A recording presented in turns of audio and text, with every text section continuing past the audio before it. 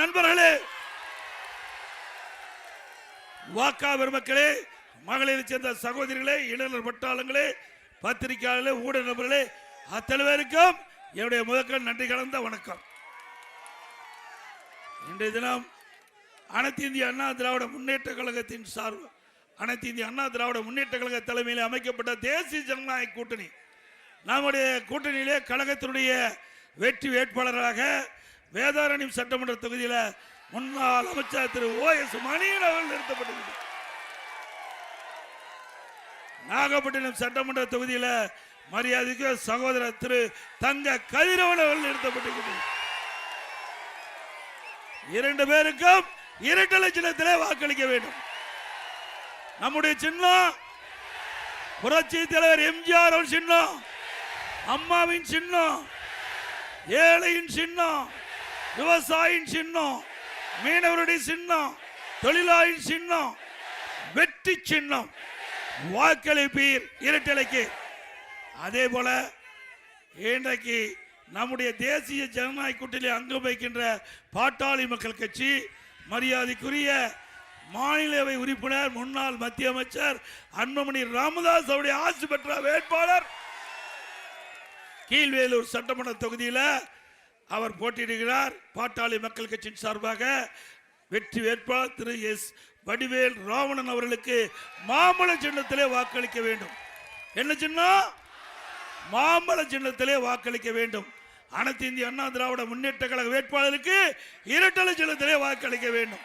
நம்முடைய கூட்டணியில் அங்கம் வைக்கின்ற பாட்டாளி மக்கள் கட்சியுடைய வெற்றி வேட்பாளருக்கு மாம்பழ சின்னத்திலே வாக்களிக்க வேண்டும். மூன்று பேரையும் வெற்றி பெற செய்வீர்களா? அந்த மூன்று பேரும் உங்களுக்காக உழைக்க தயாராக இருக்கின்றார்கள். நம்முடைய வேட்பாளர்கள் எளிமையானவர்கள், கூப்பிட்ட குரலுக்கு ஓடோடி வந்து உதவி செய்யக்கூடிய நற்பண்பு கொண்ட மூன்று வெற்றி வேட்பாளர்களையும் பல்லாயிரக்கணக்கான வாக்கு வித்தியாசத்திலே வெற்றி பெற செய்ய வேண்டுமாய் அனைவருடைய பாதம் தொட்டு வணங்கி விடைபெறுகிறேன், கேட்டுக்கொள்கிறேன். இன்றைய தினம் திரு புதுக்கோட்டையில் பிராலி மலையில் நினைக்கிறேன் திரு ஸ்டாலின் நிறைய கருத்துக்களை சொன்னார். அது நாட்டு மக்களுக்கு சொல்லல, என்னை பத்தியே பேசிட்டு போயிட்டார். அவரு தமிழ்நாட்டு முதலமைச்சர் அவர் பார்க்கல. எடப்பாடி பழனிசாமி எந்தெந்த விதத்தில் அவதூறா பேசணுமோ அதையெல்லாம் பேசிவிட்டு சென்ற முதலமைச்சர் தான் இன்றைய முதலமைச்சர் ஸ்டாலின் அவர்கள். நீங்க ஓட்டு போட்டு எதுக்கு தேர்ந்தெடுத்தாங்க? அவரை முதலமைச்சரானது நாட்டு மக்களுக்கு நன்மை செய்யறதுக்கு தானே. என்ன அவதூறா பேசுறதுக்காக நீங்க தேர்ந்தெடுத்தீங்க. ஆனா நம்ம கட்சி பத்தி பேசுவதற்கு ஒன்னும் இல்லை. நம்முடைய அரசாங்கத்தை பத்தி பேசுவதற்கு எந்தவித முகாந்தரம் இல்லை. அதனால என்னை பற்றி தொடர்ந்து 5 ஆண்டு காலம் விமர்சனம் செஞ்சார் ஆட்சியில் இருக்கும்போது. இப்போ தேர்தல் வந்தாச்சு, இப்ப தேர்தல் பரப்புரை ஆரம்பிச்சு தொடர்ந்து என்னை பற்றி தான் விமர்சனம் செய்யறார். நம்முடைய கட்சி பிஜேபிக்கு அடிமையா? அப்படியா இருக்குது? திரு ஸ்டாலின் அவர்களே, எங்க கட்சி தொண்டன் கூட யாருக்கு அடிமை கிடையாது, தொண்டன் கூட அடிமை கிடையாது. அதுல ஒரு திரைப்படம் வின்னர்னு ஒரு திரைப்படம் நீங்க பார்த்திருப்பீங்கன்னு நினைக்கிறேன். வடிவேல் அவர்கள் நடித்த படம் வின்னர். அந்த படத்துல ஒரு நகைச்சுவை காட்சி வரும்.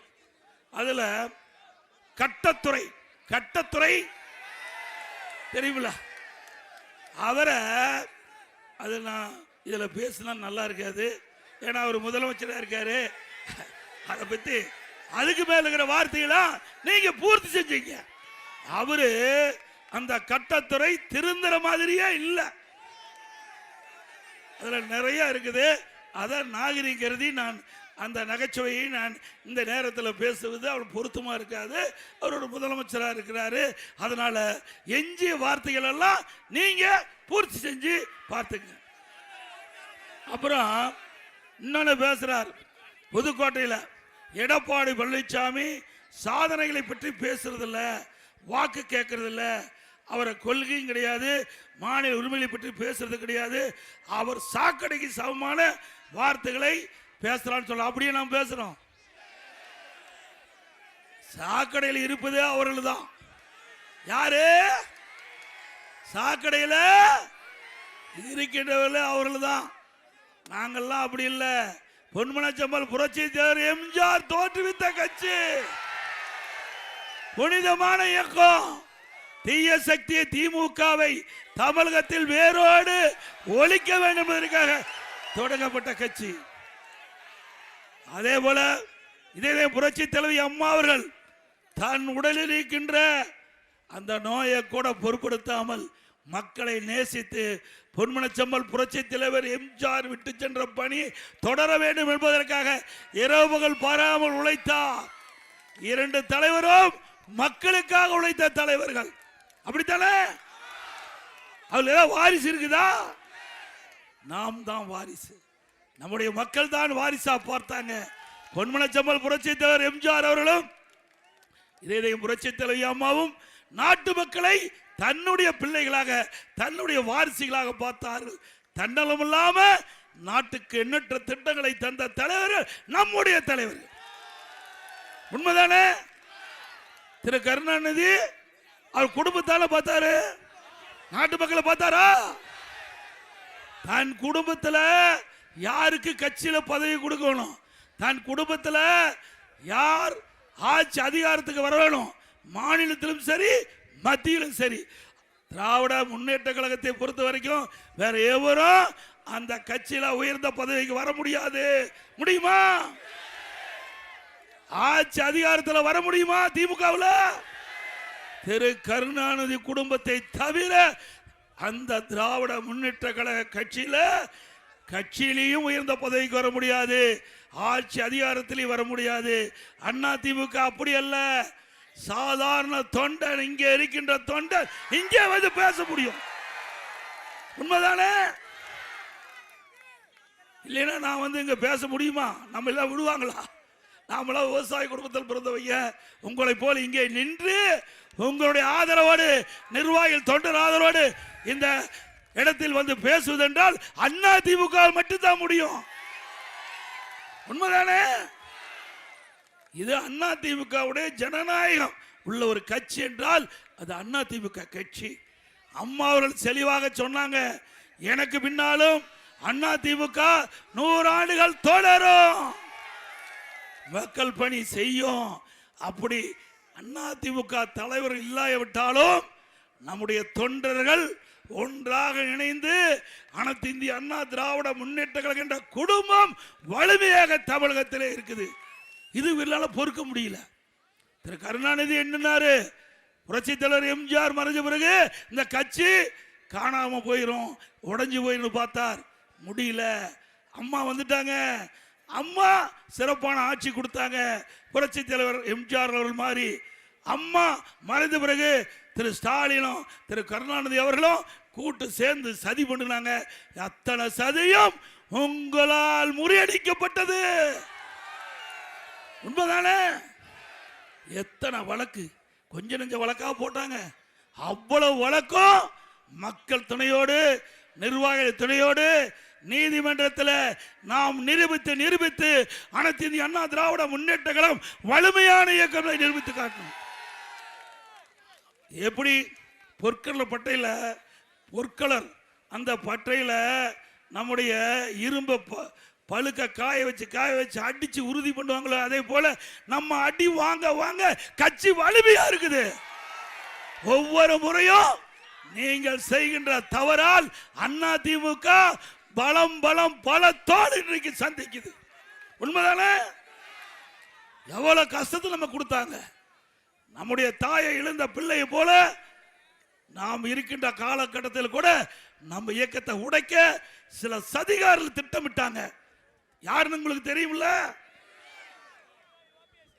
உங்களுக்கு அந்த சதிகாரர்கள் போட்ட திட்டத்தையும் தவிடுபடி ஆக்குறது நம்முடைய தொண்டர்கள், நிர்வாகிகள், பொதுமக்கள். ஆக நம்முடைய இயக்கத்தை எவர் அழிக்க நினைத்தாலும் அவர்தான் அழித்து போவார்கள். இது தெய்வ சக்திகள். பொன்மனச்செம்மல் புரட்சி தலைவர் எம்ஜிஆர் என்ற மாமனிதர் தொடங்கப்பட்ட கட்சி, தெய்வ சக்தி உள்ள கட்சி. மாண்புமிகு அம்மா நாட்டு மக்களுக்காக வாழ்ந்து மறைந்த தலைவர், இருவரும் தலைவர்கள் இந்த நாட்டிற்கு இறைவன் கொடுத்த கொடை. தனக்காக வாழாமல் நாட்டு மக்களுக்காக வாழ்ந்து தலைவர்கள். அதனாலதான் நம்ம கட்சியை ஒன்றும் செய்ய முடியல. என்னென்னமோ ஆயுதத்தை எடுத்து பார்த்தாங்க, அத்தனையும் தூளாக்கப்பட்டது. இன்றைக்கு அண்ணா திமுக புது பொலிவோடு தேர்தலை சந்திக்கிறோம். அப்படித்தானே? சிந்திச்சு பாருங்க. இன்றைக்கு திரு ஸ்டாலின் சொல்றாரு, ஸ்டாலின் வந்து நம்ம கொள்கை இல்லையா, இவன கொள்கையோடைய கூட்டணி வச்சிருக்காரு. திமுக காங்கிரஸ் ஒரே கொள்கையா? திமுக கம்யூனிஸ்ட் ஒரே கொள்கையா? திமுக விடுதலை சக்தி ஒரே கொள்கையா? தமிழ்நாட்டில் ஒத்த கொள்கை அப்படின்னு இங்க பேசுறாங்க. அங்க பாண்டிச்சேரியில் மாறி மாறி நிக்கிறாங்க. கம்யூனிஸ்ட் கட்சியை அம்போனு விட்டுட்டாங்க, விடுதலை சிறுத்தைய கை கழுவி விட்டுட்டாங்க. அங்க கேரளாவில் எங்க காங்கிரஸும் கம்யூனிஸ்டும் ஒன்னா இருக்குது. கேரளாவில் காங்கிரஸும் கம்யூனிஸ்டும் ஏத்து போட்டிடுது. இது ஒன்னா இருக்கு. ஒத்த கொள்கையா? யாரை ஏமாற்ற நாடகம், மக்களை ஏமாற்றுகின்ற நாடகம் ஒருபோதும் எடுபடாது. எப்பொழுதும் உண்மைதான் நிலைக்கும், உண்மைதான் நிலைக்கும். திரு ஸ்டாலின் அவர்களே, மக்களை குறைத்து எடை போட வேண்டாம். தமிழ்நாட்டு மக்கள் அறிவு கூர்மையான மக்கள், சிந்திக்க கூடியவர்கள். எது சரி தவறு என்று சிந்தித்து முடிவு எடுக்கக்கூடிய ஆற்றல் மிக்க மக்கள் தமிழ்நாடு மக்கள். ஆக அதே போல காவிரி ஒப்பந்தம் கபனியை விட்டு கொடுத்தது திமுக. நீங்க தான் இந்த தமிழ்நாட்டுக்கு துரோகம் விளைவித்தீங்க. கச்சத்தீவை தாரை வார்த்தது காங்கிரஸ் திமுக. உண்மைதானே? இன்னைக்கு மீட்டு எடுக்கிறாங்களா? கொடுத்ததே விய, கொடுக்கிறதே விய, அதுக்கு போராட்டம் பண்றதோ இவர்கள். இரட்டை வேடம் போடுகின்ற கட்சி திமுக காங்கிரஸ். பிறகு இப்போ மீத்தேன் ஈத்தேன் ஒப்பந்தம் யார் போட்டது? ஸ்டாலின் முன்னிலையில் தானே போட்டாங்க. இந்த டெல்டா மாவட்டத்தில் இருக்கின்ற விளைநிலங்கள், பொன் விளைகின்ற பூமி, நெற்களஞ்சியம், உங்களுடைய வாழ்வாதாரத்தை பறிக்கின்ற முயற்சியில் ஈடுபட்ட முதலமைச்சர், இன்றைய முதலமைச்சர் ஸ்டாலின் அவர்கள் போட்டாங்களா இல்லையா புரிந்துணர்வு ஒப்பந்தம்? திரு ஸ்டாலின் அவர்கள் துணை முதலமைச்சர் இருக்கும்போதுதான் நீத்தேன் திட்டத்திற்கு புரிந்துணர்வு ஒப்பந்தம் போட்ட முதலமைச்சர் இன்றைக்கு முதலமைச்சர். உங்களுடைய நிலகரத்தை, உங்களுடைய விளைநிலத்தை அபகரிக்க முயற்சி செய்து முதலமைச்சர் இன்றைய முதலமைச்சர். சிந்திச்சு பாருங்க. ஆனா உங்களுடைய நிலத்தை மீட்டு கொடுத்து எந்த காலகட்டத்திலும் உங்களுடைய விளைநிலங்களை எவராலும் தொட்டு கூட பார்க்க முடியாது. பாதுகாக்கப்பட்ட வேளாண் மண்டலத்தை கொடுத்தோம். உங்களுடைய நிலத்தை ஒரு சென்ட் நிலம் கூட உங்ககிட்ட பறிக்க முடியாது. நான் ஒரு விவசாயி. விவசாயிகளுடைய நிலைமை நன்றாக தெரியும். விவசாயி உழைப்பு சாதாரண உழைப்பல்ல. வெயிலையும் மழையும் பொருட்படுத்தாமல் உழைக்கின்றவர் விவசாயி. விவசாய தொழிலாளி மழையும் வெயிலையும் பொருட்படுத்த மாட்டாங்க. இரவு பகல் கிடையாது. 24 மணி நேரம் உழைப்பு கொடுக்கின்ற ஒரே ஜீவன் விவசாயி, விவசாய தொழிலாளி. அவையில் படுகின்ற துன்பம், துயரம், வேதனை அனைத்தும் அனுபவ நீதியாக அனுபவித்துத்தான் இந்த இடத்திலே நான் நின்று உங்களுடன் பேசிக் கொண்டிருக்கின்றேன். ஆகவே நான் முதலமைச்சர் இருக்கின்ற வரை இந்த விவசாயிக்கு எந்த கஷ்டமும் இருக்காது. விவசாயிகள் எப்பொழுதெல்லாம் துன்பப்படுகிறீர்களோ அதிலிருந்து விடுபடுவதுதான் என்னுடைய கொள்கையாக இருக்கும். 2000 ஆண்டுக்கு முன்பே ஐயன் திருவள்ளுவர் அழகாக சொன்னால், உடுக்கை இழந்தவன் கை போலே அங்கே இடுக்கன் களைவுதான் நட்புன்னு. விவசாயிகள் துன்பப்பட்டு கொண்டு இருக்கின்ற பொழுது அவர் எதுவுமே எதிர்பாராமல் உதவி செய்கின்றாரோ அதை போல அண்ணா திமுக அரசு இருக்கின்ற பொழுது எதுவும் எதிர்பாராமல் விவசாயிகள் பாதிக்கின்ற பொழுது 2000 ஆண்டுக்கு முன்பு ஐயன் திருவள்ளுவர் அவர்கள் சொல்றதை போல உங்களுக்கு ஓடோடி வந்து உதவி செய்கின்ற இயக்கம் அண்ணா திமுக அரசாங்கம். நன்றாக தெரியும். கஜா புயல் உங்களுடைய மாவட்டத்தை புரட்டி போட்டு விட்டது. நேரடியாக வந்தேன், மக்களை சந்தித்தேன். என்னென்ன சேதம் என்பதை எங்களுடைய அமைச்சர்கள் இங்கேயே முகாமிட்டு 3 மாதம் நாகப்பட்டினத்திலே தங்கி இருந்தார்கள். 3 மாதம் எங்களுடைய சக அமைச்சர்கள் இங்கே தங்கி இருந்தார்கள். அண்ணன் OS மணியன் அவர்கள் அவருக்கு முழு உதவி செய்தார். விவசாயிகளுக்கு தேவையான உதவி, அவளுக்கு தேவையான நிவாரணங்கள், இன்றைக்கு அந்த கஜா புயலால் ஏற்பட்ட வெள்ள சேதம், பயிர்களுக்கு தேவையான நிவாரணம், அதுவும் மத்திய அரசு NTRF அவர்கள் நிர்ணயிக்கப்பட்ட அந்த நிர்ணயிக்கப்பட்ட விலையை கூட அதிகமாக கொடுத்தோம். 20,000 ரூபாய் ஒரு ஹெக்டேர் கொடுத்தோம். 13,500 சொன்னாங்க, 20,000 ரூபாய் கொடுத்தோம். அது மட்டுமல்ல, அந்த மின்கம்பங்கள் அந்த புயலால் உடைந்து சேதமஞ்சு டிரான்ஸ்பாரம் பழுதடைந்து விட்டது. துணை மின் நிலையம் சுக்குநூறா நுருகி போச்சு. மக்களுக்கு மின் வசதி இல்ல, கடுமையாக பாதிக்கப்படுறாங்க. உடனடியாக வேகமாக லட்சக்கணக்கான மின் கம்பங்களை இறக்கி, டிரான்ஸ்பார்மரை இறக்கி, துணை மின்நிலை சரி செஞ்சு, புயல் வேகத்தில், புயல் எந்த அளவுக்கு வேகமானதோ அதை விட கூடுதலாக வேகமாக வந்து பணிகள் செய்யப்பட்டு புயலுடைய அடிச்சூடு இல்லாம பார்த்துக்கிட்டோம்.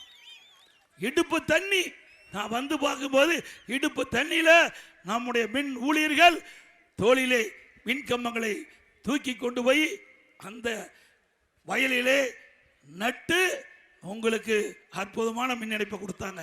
இனி HD லைன் 2 லைனும் ஒரே கம்பத்தில் போற மாதிரி உயரமா மின் கம்பத்தை, வலிமையான மின் கம்பத்தை நெட்டு உங்களுக்கு அந்த புயல் காலத்தில் நேசக்கரம் நீட்டிய அரசாங்கம் அதிமுக அரசாங்கம் எவ்வளவு நிவாரணம் கொடுத்தோம். வீடுதோறும் நிவாரணம் கொடுத்தங்க. அந்த பாதிக்கப்பட்ட மக்கள் அத்தனைக்கு நிவாரணம் கொடுத்தோம். இன்றைக்கு கூரைகள் பறந்து போச்சு, தார்பாய் கொடுத்தோம். அந்த கூரைகள் மழையில அந்த மக்கள் நனையக்கூடாது என்பதற்காக தார்பாய் கொடுத்தோம். இறந்தவர்கள் புயலால் காற்றால் உயிர் இருந்த குடும்பத்துக்கு நிவாரணம் கொடுத்தோம். ஆட்டுக்கு கொடுத்தோம் நிவாரணம், மாட்டுக்கு கொடுத்தோம். ஆக கால்நடை செல்வங்கள் கோழிக்கு கூட நிவாரணம் கொடுத்தோம். கணக்கிட்டு விவசாய பெருடைய மக்கள், விவசாய தொழிலாளிகள், வளர்க்கப்பட்ட கால்நடைகள் சேதமடைந்து விட்டது. அந்த இழப்பீடு விவசாயிகள் தாங்க முடியாது, விவசாய தொழிலாளி தாங்க முடியாது. அதற்காக கணக்கிட்டு அனைத்து நம்முடைய கால்நடை செல்வங்களுக்கும் நிவாரணம் கொடுத்த ஒரே அரசாங்கம் அதிமுக அரசாங்கம். இப்பொழுது இன்றைக்கு கர்நாடகத்திலிருந்து ஒரு நீர்ப்பாசனத்துறை அமைச்சர் வந்து 2 நாளைக்கு முன்பு திமுகவுக்கு ஆதரவு தேடி பிரச்சாரம் செஞ்சார். தெரியுமா உங்களுக்கு? யாரு? அந்த கர்நாடக நீர்வளத்துறை அமைச்சர் தான் சொல்றாரு, மேகதாதுல அணை கட்டிய தீர்வேன். சட்டமன்றத்தில் அதற்கென்று ஒரு நிதி ஒதுக்கி இருக்கிறார். நீர்ப்பாசனத்துறை அமைச்சர் திரு சிவகுமார், அந்த அமைச்சர் தமிழ்நாட்டுக்கு வந்து திரு ஸ்டாலினும் அவரும் தேர்தல் பிரச்சாரத்தை மேற்கொள்றாங்க. இது நியாயமா? மேகதாதுல அணை கட்டப்பட்டு விட்டா நாகப்பட்டினம் மாவட்டம் வறட்சியாக மாறிவிடும், பாலைவனமாக மாறிவிடும். நம்முடைய உரிமையை மீறுகின்றவர்கள் உச்ச நீதிமன்றத்தின் மூலமாக தீர்ப்பை பெற்றிருக்கிறோம். இன்றைக்கு உச்ச நீதிமன்றம் தீர்ப்பு தெளிவாக குறிப்பிட்டிருக்குது. காவிரி நதியை தடுக்கவோ, அது அணையை தடுத்து நிறுத்தவோ, இல்லது தண்ணீரை திருப்பவோ தேக்கவோ கூடாது என்று உச்ச நீதிமன்றம் தெளிவான தீர்ப்பை வழங்கப்பட்டதற்கு எதிராக கர்நாடக அரசு, அங்க நீர்ப்பாசனத்துறை அமைச்சர் அங்க மேகதாது அணை கட்டிய தீர்வேன் என்று இன்றைய தினம் வழக்கு வரை போட்டுக்கிறாங்க. அவர் தமிழ்நாட்டுக்கு வந்து திமுக ஆட்சிக்கு பிரச்சாரம் செய்கிறார். இப்படிப்பட்டவர்களை ஏற்றுக்கொள்ள முடியுமா? அந்த மேகதாது பகுதியில் மட்டும் அணை கட்டப்பட்டு விட்டா நாகப்பட்டினம் பாலைவனமாக ஆகிடும். இங்க மட்டுமல்ல, டெல்டா மாவட்டம் முழுவதும் பாலைவனமாக மாறிவிடும். அப்படிப்பட்ட துரோகம் எண்ணம் கொண்ட திரு ஸ்டாலின் மீண்டும் வர வேண்டுமா?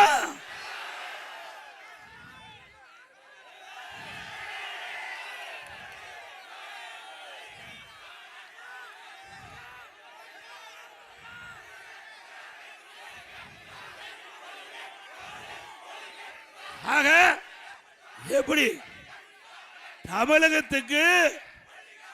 தமிழகத்துக்கு உரிமையை மீறுகின்றவர்கள் நமக்கு கிடைக்க வேண்டிய நீர் சட்டப்படி தீர்ப்பின் மூலமா நாம் பெற்றிருக்கிறோம். அதற்கு எதிரானவரோடு இன்றைக்கு தமிழ்நாட்டுக்கு வந்து பிரச்சாரம் செய்கிறார் என்று சொன்னால் திரு ஸ்டாலின் அவர்கள் தமிழ்நாட்டு விவசாயிக்கு நன்மை செய்யக்கூடியவரா? விவசாயிகளுடைய விரோதி தானே. அது மட்டுமல்ல, இதே சிந்திச்சு பாருங்க. முத இந்தியா கூட்டணி பெங்களூர்ல நடக்குது. அப்ப இதே ஸ்டாலின் அவர்கள் அந்த கூட்டத்தில் போய் கலந்துக்கிறார். 2022 என்று நான் கருதுகிறேன். முதலமைச்சர் ஆன உடனே எங்களுடைய சேலம் மாவட்டம் மேட்டூருக்கு வந்து நம்முடைய டெல்டா மாவட்ட விவசாயிகளுக்கு தண்ணீர் திறந்து விடுகிறேன் என்று, பாசனத்திற்கு தண்ணீர் திறந்து விடுவதாக தண்ணீரை திறந்து அப்போ பத்திரிகையாளர்கிட்ட பேட்டி கொடுக்கிறார்.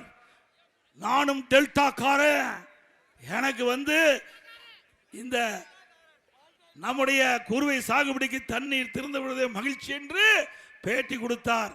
விவசாயிகளை நம்பினாங்க, பயிரிட்டாங்க, குறுவை சாகுபடி பயிரிட்டாங்க. விளைகின்ற பொழுது அந்த போட்ட வருகின்ற கதிர் வருகின்ற பொழுது மேட்டூர் காஞ்சி போச்சு. மேட்டூர் காஞ்சி போச்சு, நீர் கிடைக்கல. அப்பொழுதுதான் முதல் இந்தியா கூட்டணி பெங்களூர்ல நடக்குது. அப்ப நான் அறிக்கை வெளியிடுறேன், திரு ஸ்டாலின் அவர்களே, நீங்கள் முதலாக இந்தியா கூட்டணி அந்த நிகழ்ச்சியில் பங்கு பெறுங்க. அங்க காங்கிரஸ் கட்சியுடைய தலைவி திருமதி சோனியா அம்மையா அவர்கள், திரு ராகுல் காந்தி அவர்கள், அங்கே சீதாராமையா அவர்கள் மற்றும் நீர்ப்பாசனத்துறை அமைச்சர்லாம் அந்த நிகழ்ச்சியில் பங்கு பெறாங்க. விவசாயியுடைய இங்கே டெல்டா பாசன விவசாயிகள் 2 தண்ணீர் கொடுத்தால் அந்த விளைச்சலை பெற முடியும், நீங்க கேட்டு பெறுங்கள் என்று கோரிக்கை வச்சேன்.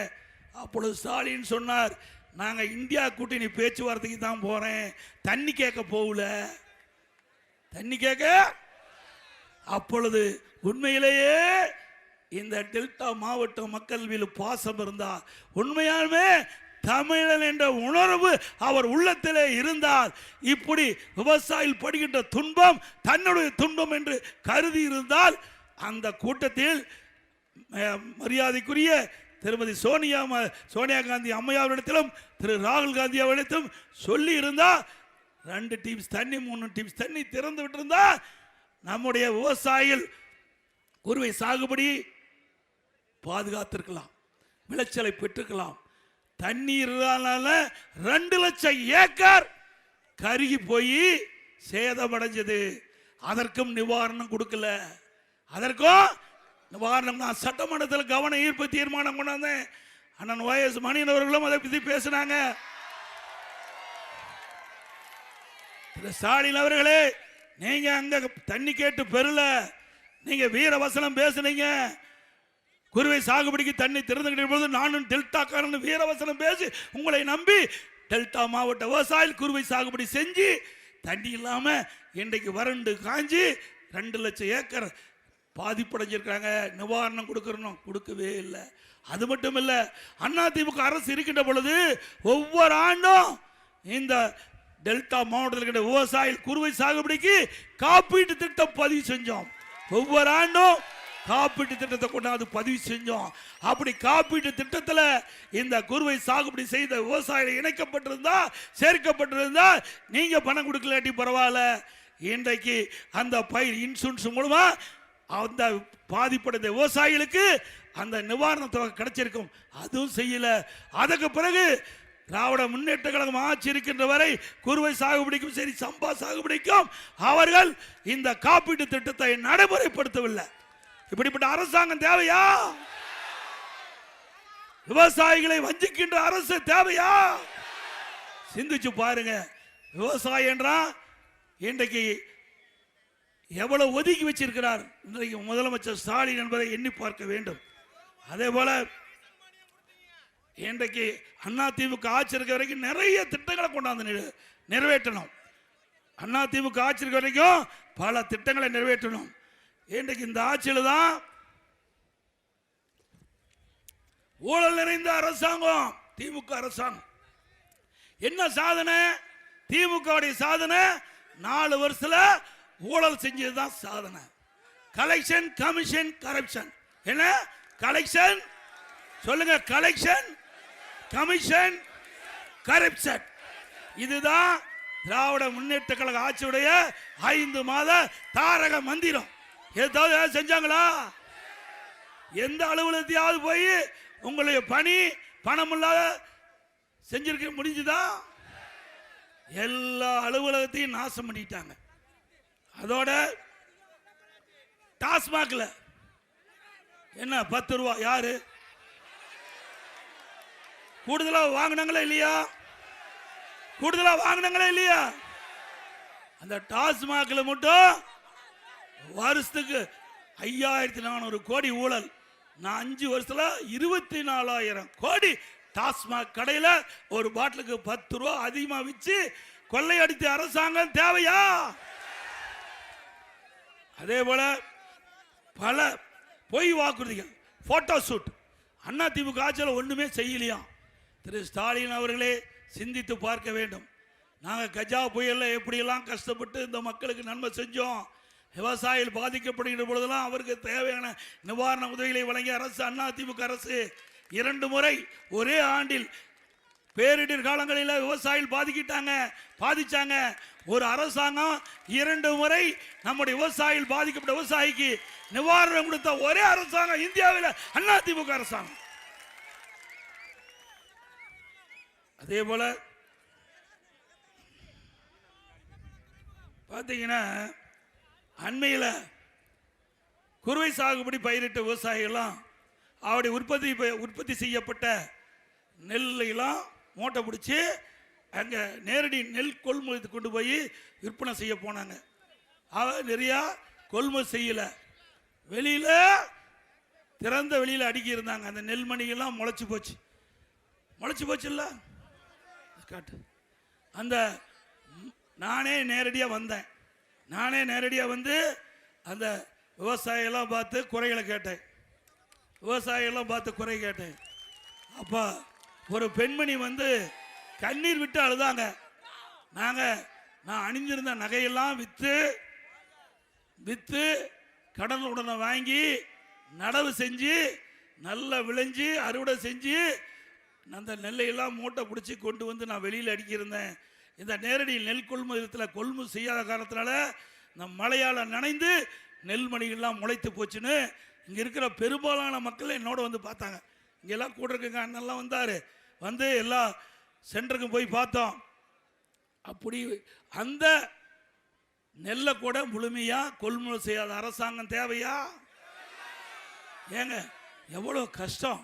நாற்று விட்டு அதை பிடுங்கி வயலடிச்சு வரப்பு வச்சு நடவு செஞ்சு அதுக்கு பிறகு களை எடுத்து பூச்சிக்கொல்லி மருந்து அடித்து அப்புறம் விளைஞ்சி அறுவடை செஞ்சு அதை நெல்மணியை மூட்டை பிடிச்சி கொண்டு வரதுன்னா சாதாரண விஷயமா? அது விவசாயிக்கு தான் தெரியும். அவருக்கு எங்கே போய் விவசாயம் பண்ண தானே தெரியும். இன்னைக்கு அப்படி அந்த நெல்மணியெல்லாம் முளைச்சி போச்சு. இதை வந்து நேரடியாக வந்து விவசாயிகளை பார்த்து ஆறும் சொல்ல வக்கில்ல. இந்த முதலமைச்சர் திரைப்படம் பார்க்கறதுக்கு 3 மணி நேரம் செலவழிக்கிறார்.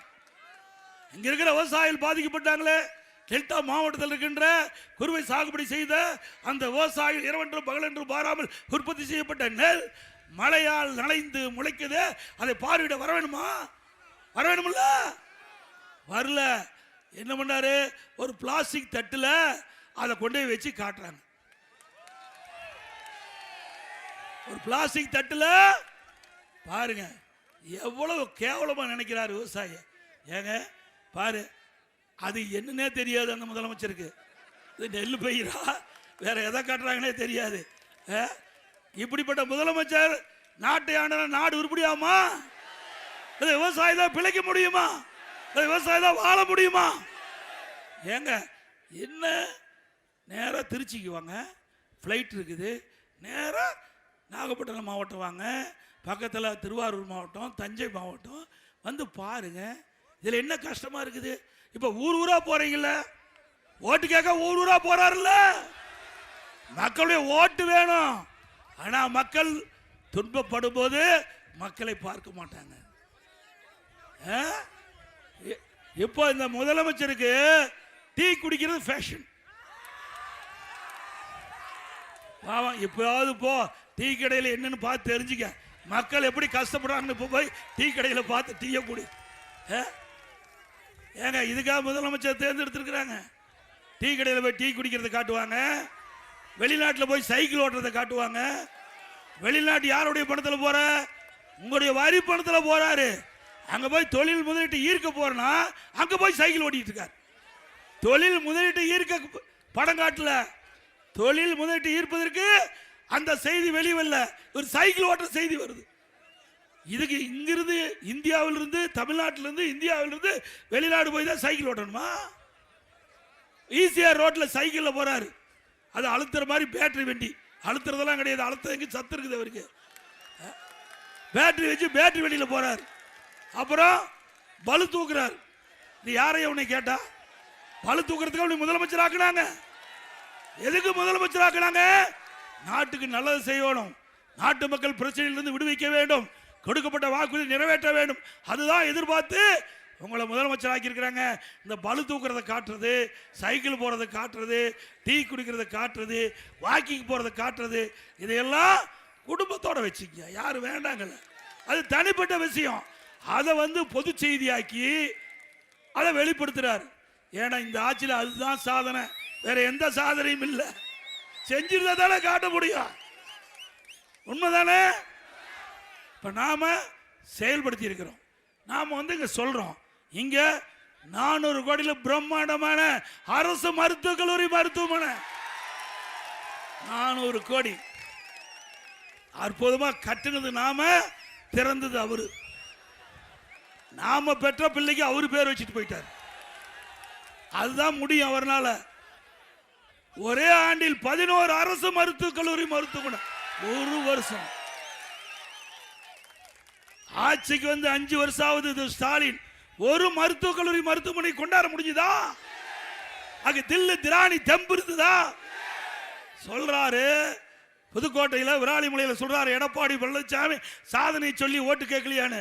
திரு ஸ்டாலின் அவர்களே, நான் ஏற்கனவே சவால் விட்டேன், இப்போ நாகப்பட்டினம் நகரத்திலிருந்து சவால் விடுறேன்.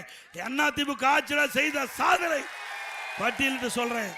திராவிட முன்னேற்ற கழகம் நீங்க முதலமைச்சரான பிறகு என்னென்ன சாதனை சொல்லு விளக்குங்க, மக்கள் தீர்ப்பு கொடுக்கட்டும். அதிமுக ஆட்சி கேட்டுக்குங்க. அதிமுக ஆட்சி ஒரே வருடில் 11 அரசு மருத்துவமனை மருத்துவமனை. 2011 2021 அம்மா ஆட்சி, அம்மாவுடைய அரசு 17 அரசு மருத்துவக் கல்லூரி மருத்துவமனை. 10 ஆண்டுல 17 அரசு மருத்துவக் கல்லூரி மருத்துவமனை. நான் முதலமைச்சர் இருந்த பொழுது 6 சட்டக்கல்லூரி, 6 சட்டக்கல்லூரி 4 ஆண்டுல. அம்மா இருக்கும்போது ஒரு சட்டக்கல்லூரி, 10 ஆண்டுல 7 சட்டக்கல்லூரி திறந்தோம். 21 பாலிடெக்னிக் கல்லூரி 10 ஆண்டுல 2011 2027 வரை. அதே போல 68 கலை மற்றும் அறிவியல் கல்லூரி, 4 பொறியியல் கல்லூரி, 4 வேளாண்மை கல்லூரி, 5 கால்நடை மருத்துவக் கல்லூரி, கால்நடை மருத்துவக் கல்லூரி, ஆராய்ச்சி நிலையம், ஒரு மிகப்பெரிய கால்நடை பூங்கா, ஆசியாவிலேயே மிகப்பெரிய கால்நடை பூங்கா சேலம் மாவட்டம் தலைவாசல்ல 1200 கோடியில 1000 ஏக்கர்ல கட்டினேன். முழுக்க முழுக்க விவசாயிகளுக்காக அந்த திட்டம் பயன்படும் என்ற நோக்கத்தில் நான் கட்டினேன். நான் வெளிநாடு போனேன், அமெரிக்காவில் பஃபலோ பால் பண்ணைக்கு போனேன். அங்க அந்த பசுக்கள் வளர்க்கதை பார்த்தேன். அங்க என்னென்னலாம் அவள் கடைப்பிடிக்கிறான் பார்த்து அங்க இருக்கின்ற கால்நடை அதிகாரிடத்துல கேட்டேன். ஒரு பசு ஒரு நாளைக்கு 65 லிட்டர் பால் கறக்குது. ஒரு நாளைக்கு 65 லிட்டர் பால் கிடக்குது. அதே போல நம்முடைய மாநிலத்தில் இப்படி கலப்பு இன பசுக்களை உருவாக்கி நம்முடைய விவசாயிகளுக்கு, விவசாய தொழிலாளிக்கும் விலையில்லாம கொடுக்கலாம் என்று அந்த கால்நடை பூங்கா ஆராய்ச்சி நிலையத்தை கட்டி முடிஞ்சது. ஒரு பகுதி முடிஞ்சது.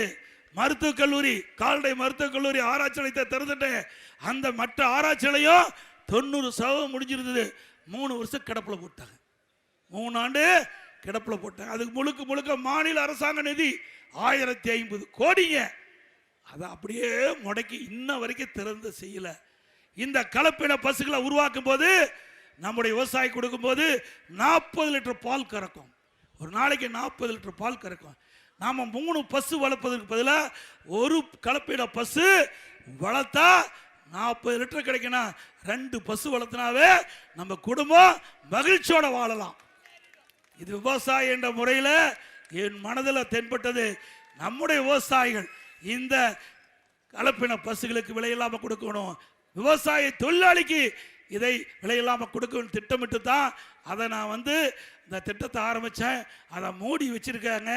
மீண்டும் அதிமுக ஆட்சி வளர்ந்த உடனே திட்டம் செயல்பட்டு நாகப்பட்டில் இருக்கின்ற விவசாயிகளுக்கு, விவசாய தொழிலாளிக்கு அற்புதமான கலப்பின பசு கொடுக்கப்படும். நல்ல கலப்பின பசு கொடுக்கப்படும். இது என்னுடைய லட்சியம்.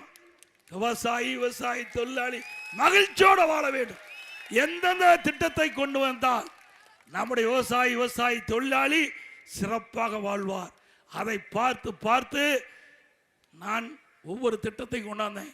அதுக்கு பிறகு நம்முடைய விவசாயிகள் என்ன கன்று, இன்றைக்கு கன்றுன்னு தான் சொல்லுவாங்க, அதாவது மாடு சினையாகின்ற பொழுது நம்முடைய விவசாயிகள் காலக்கன்று வேணா காலக்கன்று, கெடேரி வேணா கெடேரி, அதையும் ஊட்டியில் 50 கோடியில் உருவாக்க பார்த்து பணி நடந்துகிட்டு இருக்குது. அதை முடக்கிட்டான்.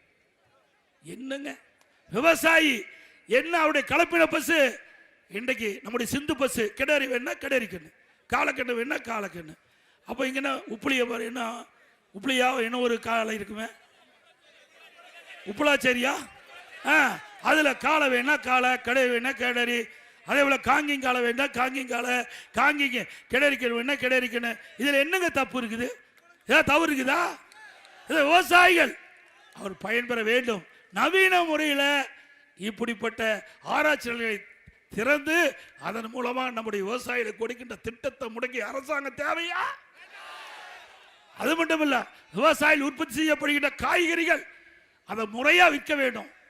அதற்காக 10 மாவட்டத்தில் ஒவ்வொரு மாவட்டத்திலும் 20 கோடி செலவில் குளிர்பான கிடங்கு, அங்க இருக்கிற விவசாயிகள் தங்கிறதுக்கு இடம், விற்பனை நிலையம், வியாபாரிகள் தங்கிறதுக்கு அங்கேயே பேங்க், விவசாயிகள் விற்பனை செஞ்சா உடனே பணம் இல்ல, கட்டுப்படியான விலையினா பக்கத்தில் இருக்கிற குளிர்பான கிடங்குல அடுக்கி வச்சிடலாம். அதையும் முடக்கிட்டாங்க. எவ்வளவு திட்டம் தெரியுங்களா? நிறைய திட்டம் விவசாயிகளுக்கு என்று எண்ணற்ற திட்டங்களை நான் கொண்டாந்து கொடுத்ததெல்லாம் நிறுத்தப்பட்ட அரசாங்கம் மீண்டும் தேவையா? அதே போல மீனவர்களுக்கு நிறைய திட்டங்களை கொண்டாந்திருக்கிறோம். இன்றைக்கு நம்முடைய பொன்மலைச்செம்மல் புரட்சி தலைவர் எம்ஜிஆர் படகோட்டி திரைப்படத்தில் அழகா பாடினார். படகோட்டி படம், படகோட்டி என்ற அற்புதமான திரைப்படம். அதில் புரட்சி தலைவர் எம்ஜிஆர் நடிச்சாங்க. தரைமேல் பிறக்க வைத்தான், எங்களை தண்ணீரில் பிழைக்க வைத்தான் என்ற பாடல். எவ்வளவு அற்புதமான பாடல்! 50 வருஷத்துக்கு முந்தி பாடின பாடலுங்க. தரைமேல் பிறக்க வைத்தான், எங்களை தண்ணீரில் பிழைக்க வைத்தான். ஒரு நாள் போவார், ஒரு நாள் வருவார், ஒவ்வொரு நாளும் துயரம். அப்படிப்பட்ட மீனவர்கள் துன்பப்பட வேண்டிய அவசியம் இனி இருக்காது அதிமுக ஆட்சியில். அந்த மக்களுக்கு, ஏழை மக்களுக்கு அற்புதமான வீடு இல்லாத மீனவ குடும்பத்திற்கு அற்புதமான காங்கிரீட் வீடு கட்டி கொடுக்கப்படும். அதே போல மீனவர்கள் மீன் பிடிக்கின்ற பொழுது விபத்து ஏற்பட்டு உயிரிழந்தா அந்த குடும்பத்துக்கு 25 லட்சம் ரூபாய் நிவாரணம் வழங்கப்படும். அதே போல கடலில் மீன்பிடி தொழில் ஈடுபடும் போது விபத்துக்குள் காய்ந்த நோய்வாய்ப்படுகின்ற மற்றும் காணாமல் போகின்ற மீனவர்களை விரைந்து மீட்க செயற்கைக்கோள் இணைப்புடன் கூடிய கடல் ஆம்புலன்ஸ் வசதிகள் ஏற்படுத்தப்படும். கடலிலே பாதிப்புக்குள்ளாகக்கூடிய மீனவர்களை மீன்பிடி படகுகளை மீட்பதற்கு மீனவர் மீட்பு குழு மற்றும் இழுவை படகு வசதி செய்து கொடுக்கப்படும். ஆழ்கடலில் தங்கி மீன்பிடிக்கும் மீனவர்களுக்கு கடலில் ஏற்படுகின்ற பேரிடர் பற்றி செய்தி வழங்கிட வகையில் சக்தி வாய்ந்த தொலைத்தொடர்பு மையம் கடலோர மாவட்டங்களில் ஏற்படுத்தப்படும். மேலும் ஆழ்கடல் மீன்பிடி விசைப்படகுகளுக்கு ரேடியோ டெலிபோன் வழங்கப்படும். அதே போல மீனவர்கள் மாதம் மானிய விலை வழங்கப்படும் டீசல் 500 லிட்டராக உயர்த்தப்படும். 65 வயதுக்கு மேற்பட்ட மீனவர்கள் மீனவர் நல வாரியம் மூலமாக இப்போது வழங்கப்படுகின்ற 1000 ரூபாயை 2500 ரூபாயாக வழங்கப்படும்.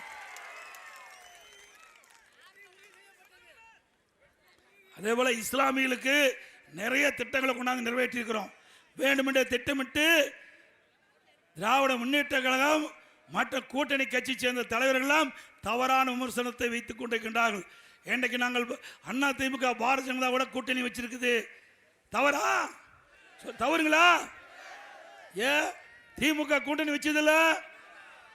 1999ஆம் ஆண்டு திமுக பாரதிய ஜனதா கூட்டணி வச்சாங்கல்ல. பாரத பிரதமர் அன்றைக்கு மறைந்த பாரத பிரதமர் வாஜ்பாய் அவர் தலைமையில் திமுக கட்சி அமைச்சராக இருந்தாங்களா இல்லையா? அப்போ மதவாத கட்சி இல்ல. 2001ஆம் ஆண்டு சட்டமன்ற பொதுத் தேர்தல் திமுக பாரதிய ஜனதா கூட்டணி வச்சாங்கல்ல. அப்போ மதவாத கட்சி இல்ல. திமுக கூட்டணி வச்சா மதவாதம் கிடையாது. அண்ணா திமுக கூட்டணி வச்சா இதை தவிர்த்து வேற என்னையா சொல்ற? கீரல் விழுந்த ரெக்கார்டு மாதிரி தினம் அதையே பேசி பேசி வராரு. நம்ம பத்தி பேசுவதற்கு சரக்கு இல்லங்க. பாருங்க யாரோட இருக்காங்க, யாரோட இருக்காங்க, யாரோட? அப்ப பிஜேபியோட இருந்தாங்க. இப்ப ஏன் மாத்தி பேசுறாங்க? அப்போ நல்ல வாய், இப்போ நீங்களே பேசிக்க சொன்னா சண்டைக்கு பாருங்க. நம்முடைய இஸ்லாமிய பெருமக்களுக்கு அம்மா இருக்கின்ற பொழுது அற்புதமான திட்டங்களை கொடுத்தாங்க. 2001ஆம் ஆண்டு அம்மா இடத்துல இஸ்லாமிய பெருமக்கள் வைத்த கோரிக்கை, ரமலான் மாதத்தில் பள்ளி வாசலுக்கு நோன்பு கஞ்சி தயாரிக்க அரிசி கொடுத்த அரசாங்கம் அண்ணா திமுக அரசாங்கம். நாகூர் தர்கா சந்தனக்கூடு விழாவுக்கு தேவைப்படும் சந்தனக்கட்டை கொடுத்தது அண்ணா திமுக. 2018 வரை ஹஜ் புனித பயணம் மேற்கொள்ள மத்திய அரசு நிதி உதவி வழங்குகிறது. திடீரென்று 2019ஆம் ஆண்டு நிறுத்தப்பட்டது. என்னிடத்தில் இஸ்லாமிய பெருமக்கள் அதை தொடர்ந்து ஹஜ் புனித பயணம் மேற்கொள்ள நிதி உதவி வேண்டும்னு கேட்டாங்க. தொடர்ந்து அதிமுக அரசு நிதி உதவி வழங்குச்சு. 2021ஆம் ஆண்டு இந்த நிதி உயர்த்தி வழங்க வேண்டும் என்று கோரிக்கை வச்சாங்க. கோரிக்கையை ஏற்று ஹஜ் புனித பயணம் மேற்கொள்ள 6 கோடியிலிருந்து 12 கோடியா உயர்த்தி கொடுத்தோம். ஹஜ் பயணிகள் சென்னையில் தங்கி செல்ல ஹஜ்ல வேணும் கேட்டாங்க. 15 கோடி ஒதுக்கி தந்த அரசாங்கம் அதிமுக அரசாங்கம். 2016 ஹாஜிகளுக்கு மாதந்தோறும் 20,000 ரூபாய் மதிப்பூதியம் வழங்கும் திட்டத்தை கொண்டு வந்து அதிமுக. உலமாக்கல் மற்றும் மோதிலாவுக்கு ஓய்வூதிய பயணிகள் எண்ணிக்கையை உயர்த்த வேண்டும் கோரிக்கை வச்சாங்க. 2004 2006 உயர்த்தணும். அவருடைய ஓய்வூதியம் 750 இருந்தது. அதை 3000 உயர்த்தி கொடுத்தோம். உலமாக்களுக்கு புதிய இருசக்கர வாங்கணும், மானிய விலையில் கொடுனாங்க கேட்டாங்க. 25,000 மானிய உதவி செஞ்சோம். வகுப்பாயத்திற்கு ஆண்டு நிர்வாக மானியம் மற்றும் பள்ளி வாசல்கள் தற்காகள் பழுதுபார்த்தல் மற்றும் புனரமைப்பு பணிகளை மேற்கொள்ள நிதியுதவி வழங்கப்பட்டது. இஸ்லாமிய வகுப்புடன் நேரடி நியமன முறையில் நிரப்பப்படாத பணியிடங்களுக்கு முன்கொணர்வு முறையை நீடிக்க அரசாணை வெளியிட்டது அதிமுக ஆட்சியில். 2018ஆம் ஆண்டு இங்கே கஜா புயல் போது நாகப்பட்டினத்துக்கு நான் வந்து மக்களை சந்தித்து ஆறு சொல்ல வந்த பொழுது நாகூர் தர்கா குளக்கரை பழுதடைந்து விட்டது. அங்கே இருக்கிற இஸ்லாமிய பெருமக்கள் குளக்கரையை நேரடியாக வந்து பார்வையிட வேண்டும் என்று கோரிக்கை வச்சாங்க. கோரிக்கை ஏற்று நாகூர் தர்காவுக்கு சென்று குளக்கரையை பார்த்து அந்த குளக்கரையை சீர் செய்ய 4.2 லட்சம் கோடி 4.25 கோடி நிதி ஒதுக்கி செஞ்சு அந்த நாகூர் தர்கா குளக்கரையை சரி செய்த அரசாங்கம் அதிமுக அரசாங்கம். அதே போல 2002ஆம் ஆண்டு இந்திய நாட்டுடைய ஜனாதிபதி தேர்தலில் டாக்டர் APJ அப்துல் கலாம் அவர்களுக்கு வாக்களித்து வெற்றி பெற செய்தது அதிமுக. மேலும் அவருடைய பெயரிலே ராமநாதபுரம் மாவட்டத்தில் கலை மற்றும் அறிவியல் கல்லூரியை கொண்டு வந்தது அதிமுக. 2017 திண்டுக்கல் ஹைதர் அலி மற்றும் திப்பு சுல்தான் அவருடைய வாழ்க்கை வரலாறு குறித்து மணிமண்டபம் திறக்கப்பட்டது அதிமுக ஆட்சியில். கண்ணியமிக்க காயிதே மில்லத் அவர்களுக்கு சென்னையில் மணிமண்டபம் அமைத்தது அதிமுக. சற்று இஸ்லாமிய பெருமக்கள் சிந்திக்க வேண்டும். ஆக ஒரு கட்சியோட கூட்டணி வச்சுட்டா சொல்வதெல்லாம் கேட்பது கிடையாது. கூட்டணி என்பது தேர்தல் நடத்தல் அமைப்படுது, கொள்கை என்பது நிலையானது. கொள்கைக்கும் கூட்டணிக்கு வேற வித்தியாசம் இருக்குது. அதிமுக பொறுத்த வரைக்கும் புரட்சி தலைவர் காலத்திலும் சரி அம்மா காலத்திலும் சரி என்ன கொள்கை கடைபிடித்தாரோ அந்த கொள்கை தான் இப்பொழுதும் கடைபிடிக்கிறோம். ஆகவே யாரும் அச்சப்பட வேண்டியதில்லை. இப்போ அதிமுக தெளிவா இருக்குது. எங்க கூட்டணி தெளிவுபடுத்தியாச்சு. எங்க அதிமுக தேசிய ஜனநாயக கூட்டணிக்கு தலைமை அதிமுக தலைமை தான். அதிமுக ஆட்சி அமைக்கும். அதிமுக நம்முடைய கூட்டணி வேட்பாளர் EPS என்று அறிவிக்கப்பட்டார். அப்புறம் எங்க டெல்லி வருது? தமிழ்நாட்டுக்கு டெல்லிக்குமா? யாரை ஏமாத்துற? ஒவ்வொரு முறையும் ஏமாத்தி மக்களை ஏமாற்றி ஆட்சிக்கு வந்த திரு ஸ்டாலின் அவர்கள் இப்பொழுது ஏமாற்ற பார்க்கிறார்.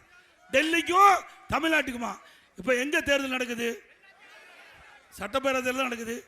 நமக்கு கிடைக்கின்ற இங்க இருக்கின்ற மக்களுக்கு இருக்கின்ற யோசனை கூட முதலமைச்சருக்கு இல்லை.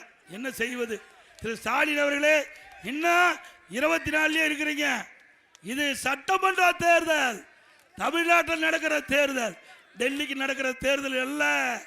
தமிழ்நாட்டில் எந்த ஆட்சி இருக்கக்கூடாது என்பதற்கு நடக்கிற தேர்தல், மக்களோட ஆட்சி அகற்றப்படுகின்ற தேர்தல், ஊழல் ஆட்சி அகற்றப்பட வேண்டிய தேர்தல். அதற்காக தான் நாங்கள் கூட்டணி அமைச்சிருக்கிறோம். கூட்டணி அமைப்பதற்கு காரணம் வாக்குகள் சிதறாம அந்த நிறுத்தப்படுகின்ற வேட்பாளர் கிடைக்க வேணும். வேட்பாளர் வெற்றி பெற்றால் தான் ஆட்சி அமைக்க முடியும். அதே போல ஒவ்வொரு கட்சி அப்படித்தான். திமுக தலைமையில் கூட்டணி அமைச்சிருக்காங்கல்ல, அவர்களும் இந்த நோக்கத்தில் தான் அமைச்சிருக்கிறாங்க. இன்னைக்கு திமுக கூட்டணியில் அங்கம் வைக்கின்ற கட்சிகள் எல்லாம் அண்ணா திமுக கூட்டணி வச்ச கட்சி தான். அதே போல அண்ணா திமுக கட்சியில வச்ச கூட்டணி கட்சியெல்லாம் திமுகவிலையும் கூட்டணி வச்சிருக்கிறாங்க. இப்படி தேர்தலுக்கு தேர்வு மாறி மாறி கூட்டணி மாறிக்கொண்டு தான் இருக்கும். கொள்கை நிலையானது. யாரும் சிறுபான்மை மக்கள் அச்சப்பட வேண்டியதில்லை. கண்ணை எமை காப்பதை போல சிறுபான்மை மக்கள் உங்களை காப்போம் காப்போம் காப்போம். சிறுபான்மை மக்கள், கிறிஸ்துவ மக்கள், ஏனைய சிறுபான்மை மக்கள் அனைவருக்கும் பாதுகாப்பாக இருக்கக்கூடிய ஒரே அரசாங்கம் அண்ணா திமுக அரசாங்கம். உங்களுக்கு துணை நிற்பது அண்ணா திமுக கட்சி என்பதை நேரத்தில் தெரிவித்து, இன்றைய தினம் மின் கட்டணம் 67% உயர்ந்தாச்சு. நகராட்சி வீட்டு வரி 100% உயர்ந்தாச்சு. ஆண்டுக்கு 6% உயர்வு. கடவரி 150% உயர்த்தியாச்சு. குடி வரி உயர்த்தியாச்சு. குப்பைக்கு வரி போட்டாச்சு. உணவு பொருள் விலை வெண்ணை முட்டைகள் உயர்ந்தாச்சு. அரிசி விலை உயர்ந்தாச்சு. பருப்பு விலை உயர்ந்தாச்சு. எண்ணெய் விலை உயர்ந்தாச்சு. மக்கள் படுகின்ற துன்பத்தை பற்றி இந்த அரசுக்கு கவலை இல்லை. அதிமுக சார்பாக பல அறிவிப்புகளை நாங்கள் ஏற்கனவே வெளியிட்டிருக்கிறோம். ஒரு சிலவற்றை இந்த நேரத்தில் குறிப்பிட விரும்புகிறேன். இன்றைக்கு பார்த்தீங்கன்னா அதிமுக நிறைய சாதனை படைச்சிருக்கிறோம். அது டைம் வேறு ஆயிட்டுது. இன்னைக்கு முதலமைச்சர் அவர் சொன்னார் ஒன்றுமே செய்யலின்னு. இவர் ஒரு வேளாண்மை கல்லூரியை அறிவிச்சாங்க. ஒரு வேளாண்மை கல்லூரி அறிவித்து அதுக்கு இடமும் தேர்வு செய்யலை, கட்டடமும் கட்டலை. ஒரு பக்கம் முதலாண்டுமான ஒரு பக்கம் படிக்கிறான், 2வது ஆண்டு ஒரு பக்கம் படிக்கிறான். இப்படி அலங்கோல ஆட்சி தேவையா? அதே போல நாகப்பட்டினம் நம்பியார் நகர் மீனவ கிராமத்தில் தண்ணீர் திட்டம் மூலம் மீன்பிடி துறைமுகம் கட்டப்பட்டது. பொதுமக்கள் பங்களிப்பு 11 கோடி. இந்த பணி கூட முழுமையாக நிறைவேற்றல, மீனவர் பயன்பாட்டுக்கு வரல. அதிமுக ஆட்சி வந்த உடனே எஞ்சி பணிகள் முழுவதும் நிறைவேற்றப்பட்டு பயன்பாட்டுக்கு கொண்டு வரும். நாகப்பட்டினம் மீனவர் கிராமங்களில் மீனவர்கள் வீடுகளை இடித்துவிட்டு கட்ட நிதி வழங்கப்படும் என்று விடியா திமுக அரசு கூறியதை அதை மீனவர்கள் நம்பி தங்களது வீடுகளை இடித்த நிலையில் இதுவரை அரசு வீடு கட்ட நிதி ஒதுக்கப்படாத நிலையில் அரசின் பேச்சை கேட்டு மீனவர்கள் தற்போது வீடு இல்லாமல் இன்றைக்கு பாதித்திருக்கிறார்கள். அதிமுக ஆட்சி வந்தால் அந்த மீனவர்களெல்லாம் அற்புதமான காங்கிரீட் வீடு கட்டி கொடுக்கும். மீண்டும் ஆட்சிக்கு வந்தால் உங்களுடைய கோரிக்கை, மீனவருடைய கோரிக்கை நிறைவேற்றப்படும். அதுபோல் ஆறுகாட்டுத்துறையில் 150 கோடி மீன்பிடித்துறை அமைக்கும்படி 20% தான் முடிஞ்சிருக்குது, 70% முடிஞ்சிருக்குறாங்க. எஞ்சிய பணிகள் அனைத்தும் அதிமுக ஆட்சி வந்த உடனே இது எல்லாம் பாருங்க எவ்வளவு பொறாமை. ஏங்க இதில் என்ன இருக்குது? அதிமுக ஆட்சியில் மீனவருடைய நன்மை கருதி மீனவருடைய கோரிக்கை ஏற்று மீன்பிடித்துறையை அறிவித்து கட்டிட்டு இருக்காங்க. நாங்கள் தான் நிதி ஒதுக்கிட்டோம், அதை வச்சு கட்ட வேண்டியதானே. ஏன்னா கமிஷன் கிடைக்காது, அதனால் அப்படி கடப்பில் போட்டான். அதிமுக ஆட்சி வந்த உடனே நான் மீன்பிடி துறைமுகம் முழுவதும் கட்டி முடிப்பு ஏற்பட்டு, அதே போல் வெள்ளப்போல மீன்பிடி துறைமுகம் 120 கோடியில் 60% தான் முடிஞ்சிருக்குது, மீதி கிடப்பில் போட்டான். இந்த திட்டத்தையும் முழுமை பெற்று இந்த மீன்பிடி துறைமுகம் முழுசாக முடிவு பெற்று பயன்பாட்டுக்கு கொண்டு வரப்படும். நாகூர் பட்டஞ்சேரில் 19 கோடியில் கடல் தடுப்பு சுவர். கடல் நீர் உள்ளே புகாமல் நன்னீர் கடலுக்கு சென்று வீணாகாமல் தடுக்கத்திடம் வளவனாறு, அடப்பாறு, அரிச்சந்தாறு, ஆறு, வெள்ளையாறு, பாண்டவையாறு ஆகிய 5 ஆறுகளை ஆழப்படுத்தி அகலப்படுத்தி கரைகளை உயர்த்தி தடுப்பண 570 கோடி செலவு செஞ்சு கொடுக்கும். ஏன்னா நீங்கள் பார்த்தீங்கன்னா அந்த கடல் நீர் வந்து அப்படியே உட்புகும். அதில் இருக்குது வந்து உள்ளே வரும்போது பேக் வாட்டர், அது வரும்போது அந்த உப்பு தண்ணி பாய்ச்சிரும். அப்படி உப்பு தண்ணி, கடல் உப்பு தண்ணி வராமல் தடுத்து அந்த விளைநிலைகள் நல்ல நீர் கிடைக்கின்ற சூழலை உருவாக்கணும். மேலும் பல ரெகுலேட்டர் அமைக்க திட்டமிட்டு இருந்தேன். இந்த ஆட்சி மாற்றத்தெல்லாம் அது கடப்பில் போட்டாங்க. அதிமுக ஆட்சி வந்த உடனே எந்தெந்த இடத்துல ரெகுலேட்டர் வேணுமோ அத்தனை இடத்துல ரெகுலேட்டர் அமைக்கப்படும். வேதாரண்யத்தில் அரசு அதே போல வேதாரண்ய குடிசை மாற்று வாரியத்தின் மூலமாக 6000 வீடு கட்டி தர அறிவிப்பு வழங்கி 1360 வீடுகள் கட்டி அதில் 120 வீடு அப்படியே கிடக்குது. மீதியெல்லாம் முடிக்கல. மற்ற வீடுகள் அனைத்தும் எந்த நடவடிக்கை எடுக்கல. அதிமுக ஆட்சி வந்த உடனே இந்த திட்டம் தொடர்ந்து அந்த இதில் யாராருக்கெல்லாம் வீடுகள் வழங்கப்படும் என்று அறிவிக்கப்பட்டதோ அத்தனை பேருக்கு வீடுகள் வழங்கப்படும். வேதாரண்யத்தில் அரசு தலைமை மருத்துவமனை அமைக்கப்பட்டது. நோயாளிகள் பூரண சிகிச்சை அளிக்க எந்த நடவடிக்கையும் இல்லை. அதிமுக ஆட்சி வந்தால் நடவடிக்கை எடுக்கப்படும். வேதாரண்யத்தை தலைமையாக கொண்டு வருவாய் கோட்டம் உருவாக்கப்பட்டு புதிய கோட்டம் வருவாய் கோட்டம் செலவு கட்டப்பட்டது. அதோட வேதாரண்யத்தில் புதிய வட்டாட்சியெல்லாம் கட்டப்பட்டது. நிறைய இருக்குது. வேதாரண்யத்தில் வேதாமிருந்த ஏரி 7.5 கோடியில் செயல்படுத்தணும். தலைநகர் ஓரடிப்புலத்தில் 63 கோடி மதியில் மீன்வள கல்லூரி அமைக்கப்பட்டது. அதே போல செம்போடையில் அரசியல் தொழிற்பயிற்சியிலையும் ஐடி அமைக்கப்பட்டது. இப்படி நிறைய இருக்குது. அதிமுக ஆட்சியில் நிறைய திட்டங்களை நிறைவேற்றி கொடுத்துருக்கிறோம். அதோட ஆகாய தாமரை அகற்றப்படாமல் இருக்குது. அதிமுக ஆட்சி வந்தோன்னே அதெல்லாம் அகற்றப்படும். நாகூர் பட்டணச்சேரி மீனவர் கிராமத்தில் தூண்டில் உலகை அமைத்து தரப்படும்.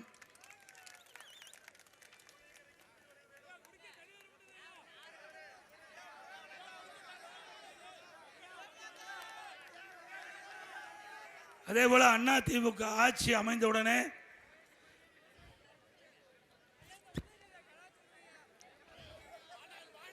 அதிமுக ஆட்சி அமைந்தவுடனே வரி உயர்வு, வீட்டு வரிகளை உயர்த்திட்டாங்க. விலைவாசி உயர்வு, இதனால் மக்கள் பாதிப்பு உள்ளாயிருக்காங்க. அதிலிருந்து மீட்டெடுக்கின்ற விதமாக ஒவ்வொரு குடும்ப அட்டைக்கும் அதிமுக ஆட்சி வந்தவுடன் 10,000 ரூபாய் சிறப்பு உதவித்தொகை வழங்கப்படும். வங்கியிலே செலுத்தப்படும். அனைத்து குடும்பத்தில் இருக்கின்ற குடும்ப தலைவிக்கு மாதந்தோறும் 2,000 ரூபாய் வழங்கப்படும். எல்லா குடும்ப அட்டைக்கும் விலை இல்லாமல் ஃப்ரிட்ஜ் வழங்கப்படும். வேலைக்கு செல்லும் பெண்களுக்கு அம்மா இருசக்கர வாகனம் 5 லட்சம் பேருக்கு தரப்படும். ஒவ்வொரு அம்மா இருசக்கர வாகனத்துக்கு 25,000 ரூபாய் மானியம் வழங்கப்படும். எல்லா நம்முடைய குடும்ப அட்டைதாரருக்கு பொங்கல் தொப்பு கொடுக்குறோம். நம்முடைய தைப்பண்டிகை போது அதோட 1000 ரூபாய் வழங்கப்படும். ஒவ்வொரு குடும்பத்துக்கும் வாரத்திற்கு 3 கேஸ் சிலிண்டர் விலை இல்லாமல் வழங்கப்படும். இப்போ நகர பேருந்தில் பெண்கள் தான் கட்டணம் இல்லாமல் பயணம் செய்கிறாங்க. அதிமுக அமைந்தவுடன் ஆண்களும் நகர பேருந்தில் கட்டணம் இல்லாமல் பயணம் செய்ய. அதே ஒரு ஆட்டோ ஓட்டுநர்கள் அவள் ஆட்டோ சங்கத்தில் பதிவு செய்யப்பட்டிருந்தால் புதிய ஆட்டோ வாங்கினால் 75,000 ரூபாய் மானியம் வழங்கப்படும். இன்னைக்கு வந்து குடும்ப அட்டைக்கு வழங்கப்படுகின்ற அரிசி தரம் இல்லாத சொல்றாங்க. அதிமுக ஆட்சிக்கு வந்தவுடன் ரேஷன் கடையில் தரமான அரிசி கடையில் எப்படி இருக்குதோ அதே அரிசி உங்களுக்கு வழங்கப்படும். ரேஷன் கடையில் விலையில்லா பருப்பு வழங்கப்படும், விலையில்லா எண்ணெய் வழங்கப்படும். அதே போல இன்றைக்கு பட்டியலின மக்கள், ஆதிராட மக்கள், மீனவ மக்கள் வீடு இல்லாமல் இருக்கின்றவர்கள் அனைவருக்கும் காங்கிரீட் வீடு கட்டி கொடுக்கப்படும்.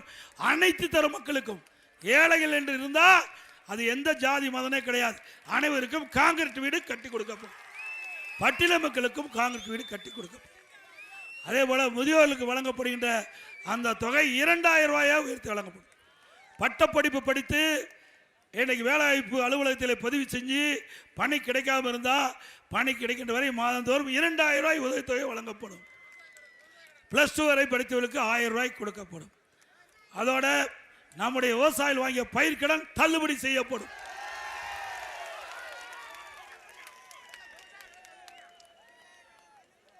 மாற்றுத்திறனாளி கூட்டுறவு சங்கத்தில் வாங்கிய கடன் முழுவதும் தள்ளுபடி செய்யப்படும். கட்டிட தொழிலாளிகள் பணி செய்கின்ற பொழுது தவறி விழுந்து உயிரிழந்தால் அந்த குடும்பத்தை சேர்ந்தவருக்கு நிவாரணமாக 25 லட்சம் ரூபாய் வழங்கப்படும்.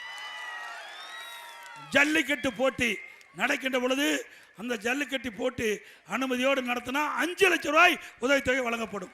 அந்த ஜல்லிக்கட்டு போட்டியிலே கலந்து கொண்டு விபத்து ஏற்பட்டு உயிரிழந்தால் அந்த குடும்பத்துக்கு 10 லட்சம் ரூபாய் நிவாரணம் வழங்கப்படும். ஜல்லிக்கட்டு போட்டியிலே கலந்து கொள்கின்றவர்கள் பதிவு செய்யப்பட்டவர்களுக்கு காப்பீடு செய்யப்படும். அந்த பிரீமியத்தை அரசாங்கமே செலுத்தும். ஏற்கனவே அதிமுக ஆட்சியில் என்னென்ன திட்டம் கொண்டாந்தோமோ நிறுத்தப்பட்ட திட்டங்கள் அனைத்தும் நிறைவேற்றப்படும். மக்களை காப்போம், தமிழகத்தை மீட்போம், மக்களை தமிழகத்தை தமிழகத்தை மக்களை தமிழகத்தை மக்களை தமிழகத்தை ஸ்டாலின் மாடல் அரசு, ஃபெயிலியர் மாடல் அரசு. Bye bye Stalin. நன்றி, வணக்கம்.